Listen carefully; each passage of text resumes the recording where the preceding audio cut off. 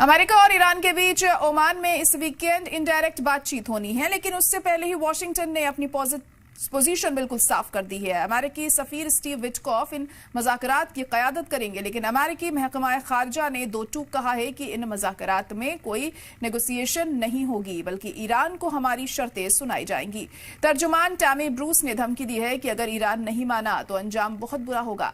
इससे ये साफ है कि डिप्लोमेसी फेल हुई तो अगला कदम फौजी कार्रवाई भी हो सकती है, और यही बात इजरायली वजीर आजम बेंजामिन नेतन्याहू भी कह रहे हैं, जो अमेरिका दौरे के बाद बोले ईरान को न्यूक्लियर हथियार नहीं मिल सकते। या तो अमेरिका के जरिए उसके प्लांट्स तबाह किए जाएं या फिर दूसरा रास्ता फौजी ऑपरेशन हो सकता है। इधर एक और मोर्चा यमन में खोला गया है, जहां अमेरिका ने ईरान हामी हौसी जंगजुओं पर ताजा फिजाई हमला किया है।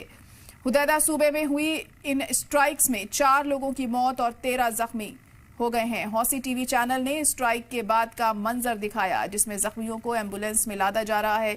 मलबे में मोबाइल की रोशनी से लोग अपनों को तलाश रहे हैं, और इस हमले के पीछे की वजह ये बताई जा रही है कि हौसी जंगजुओं ने इजरायली और अमेरिकी जहाजों पर हमला किया था। अब सवाल यह है कि क्या ये बातचीत कशीदगी को कम करेगी या हालात और भड़केंगे। दुनिया की निगाहें इस वक्त ओमान पर टिकी हैं, क्योंकि एक तरफ बातचीत की कोशिश हो रही है तो दूसरी तरफ बमबारी की धमक है।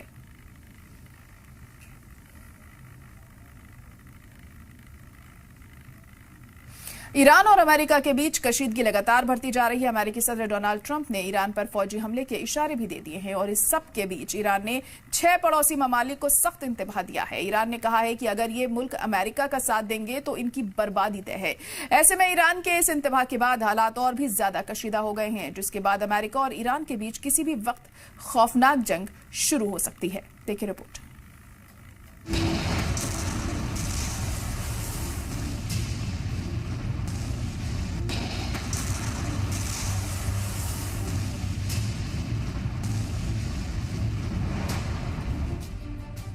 एक बार फिर से ईरान और अमेरिका के बीच जंग जैसे हालात पैदा हो रहे हैं।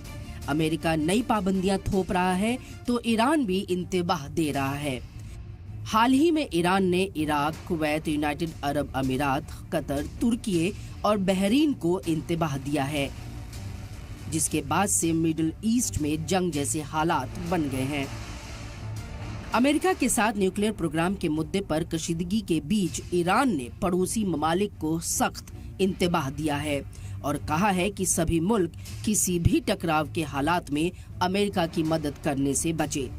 ईरान ने सख्त लहजे में कहा है कि अगर उन्होंने अमेरिका को हमले में किसी भी तरह की मदद की तो वो इसे अपने खिलाफ दुश्मनी मानेगा।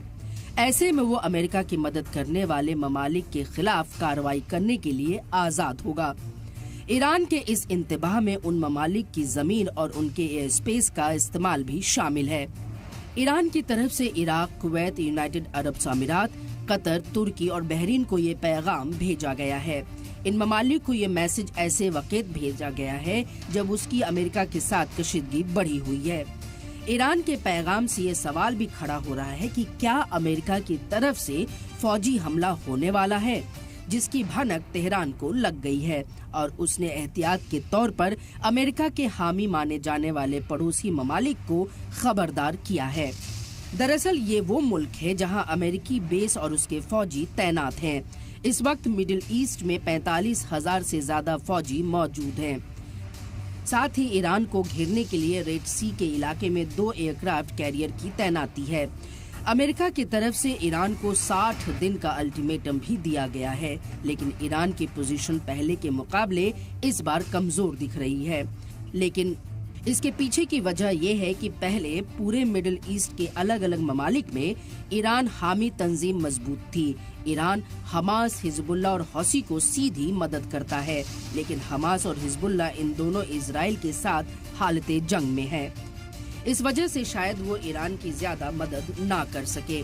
ईरान ने इससे पहले अमेरिका के सदर डोनाल्ड ट्रंप की बातचीत की पेशकश को ठुकराकर ओमान के जरिए मुज़ाकरात की बात कही है।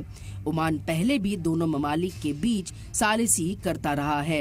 ईरान का मानना है कि पर्दे के पीछे की बातचीत से दोनों ममालिक को बिना किसी अवामी वादे के एहतियात से बात करने का मौका मिलेगा।